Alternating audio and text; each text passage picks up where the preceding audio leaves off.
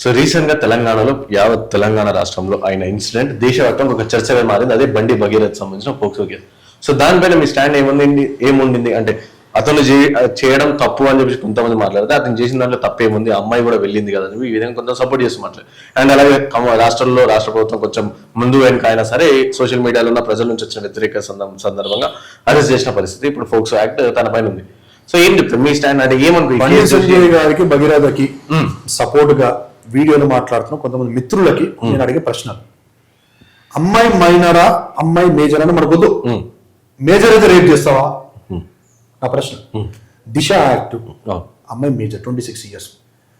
సజ్జనార్ గారు ఏం చేశారండి, నలుగురిని షూట్ చేశారా లేదా, 3rd degree ఇచ్చారా లేదా, లోపల చేశారా లేదా, పాయింట్. దాని తర్వాత ఢిల్లీలో నిర్భయ కేసు జరిగినప్పుడు అమ్మాయి మేజరా మైనర్ మనకొద్దు, అమ్మాయి మేజరే, అమ్మాయి తప్పు చేసిన వారిని ఉరిశిక్ష వేశారా లేదా. ఇట్లా మాట్లాడితే ఇప్పుడు ఆ అమ్మాయి మేజర్ కాబట్టి బండి భగీరథను వదిలాలి అంటే నువ్వెంత రాంగ్ అయిపోతావు అక్కడ.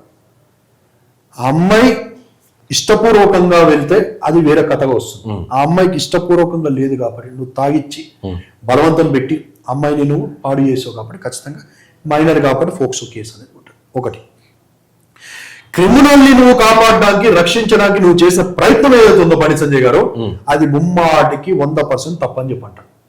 ఒక నిజాయితీ కలిగిన పొలిటీషియన్ గా, ఒక నిజాయితీ కలిగిన తండ్రిగా నీ కొడుకును నువ్వు తీసుకొచ్చి అప్పచెప్పింటే ఈ రోజు నీకు జనాలు సెల్యూరు కొట్టడం. సుమారుగా 8-9 రోజులైనా కూడా నీ కొడుకుని నువ్వు కాపాడుకునే ప్రక్రియలో దానికి తోడు రేవంత్ రెడ్డి గారు రేపు బీజేపీలో జాయిన్ అవబోతున్నారు. 100% రాసి పెట్టుకోండి. రేవంత్ రెడ్డి గారికి రూట్ మ్యాప్ క్లియర్ అయ్యింది. Congress is a sinking boat, it's a Titanic sinking boat. రాసి పెట్టుకోండి అని చెప్పేది. రేపు రేవంత్ రెడ్డి గారే ఉన్న బోటుకి పొక్క పెట్టాడు. ఆ బోటు మునిగిపోయేటట్టు చేసింది రేవంత్ రెడ్డి. అది హైడ్రా గాని, మహాలక్ష్మి పథకాలు గాని, 6 గ్యారెంటీలు గాని ఏదైనా అనుకోండి, 6 పొక్కలు పెట్టాడు. బోటు మునిగిపోతుంది. అందుకే లైఫ్ జాకెట్ రెడీ చేసుకున్నాడు, బీజేపీలకు దుంపుతున్నాడు. రేపు వచ్చే బీజేపీ ప్రభుత్వము నోరు ఎల్లబెట్టవలసిన అవసరం లేదు. అయితే బీజేపీ నుంచి సీఎం గా రేవంత్ రెడ్డి అవుతాడు. ఆ కోణంలోనే రేవంత్ రెడ్డి గారు బండి సంజయ్ గారికి సహకరించినట్టుగా 9 పోలీసు వాళ్ళు తలుచుకుంటే ఎంతసేపు అండి, 2 గంటలు అరెస్ట్ చేయగలుగుతారు. వాడుకున్న టెక్నాలజీ మొత్తం యూజ్ చేసి 2 గంటలు. కానీ రేవంత్ రెడ్డి గారు కూడా 9 రోజుల తర్వాత నోరు విప్పి మాట్లాడి అప్పచెప్పంటే 6 సాయంత్రానికి లొంగిపోయాడు. ఇదంతా డ్రామా కనబడలేదా? ఎంతసేపు అండి. ఆయన మన కొంతమంది యూకే వెళ్ళిపోయాడు అన్నట్టు. యూకే వెళ్ళిపోతే మళ్ళీ ఈ రోజు ఎక్కడి నుంచి వచ్చాడు, లుకౌట్ నోటీసులు ఇష్యూ చేశారు కదా. ఇష్యూ చేసినప్పుడు నీకు ఎయిర్పోర్ట్ లో పట్టాలి కదా. యూకే పోలేదు. ఎక్కడ ఉన్నాడు? ఇక్కడ లోకల్ గా తెలంగాణలో ఉన్నాడు. తెలంగాణలో ఉన్నప్పుడు తండ్రి నిజాయితీ పరుడు అయితే, హోమ్ మినిస్టర్ అయితే, దాని తర్వాత ఈయన సీఎం ఒకవేళ నిజంగా పనిచేసేవాడైతే ఎంతసేపు అండి పట్టుకోవడానికి? It's very hardly hours, 2 hours పట్టుకోండి. కానీ 9 రోజులు బెయిల్ రాదని చెప్పి తెలిసిన తర్వాత కేసు మనం గెలవలేకపోతున్నాం, ఓడిపోతున్నాము.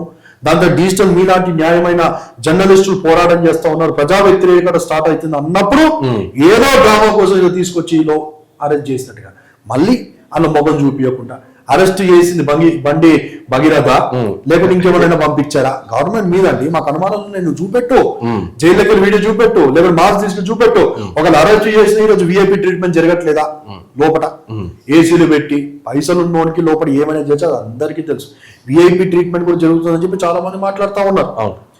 ఏది ఏమైనా బండి సంజయ్ గారు ఈ కేసు విషయంలో ఆయన వాళ్ళ కుమారుని కాపాడుకోవడానికి తన యొక్క పూర్తి ఇన్ఫ్లుయెన్స్ శక్తిని ఉపయోగిస్తున్నట్టుగా అందరికి కనబడుతుంది. కాబట్టి మేము డిమాండ్ చేసేది, బండి సంజయ్ గారు మీకు ఒక నియబద్ధత, నిజాయితీ, ధర్మం పట్ల ఏ మాత్రం రెస్పాన్సిబిలిటీ, బాధ్యత ఉంటే ఇమ్మీడియట్ గా మీరు రిజైన్ చేసి దిగుపండి.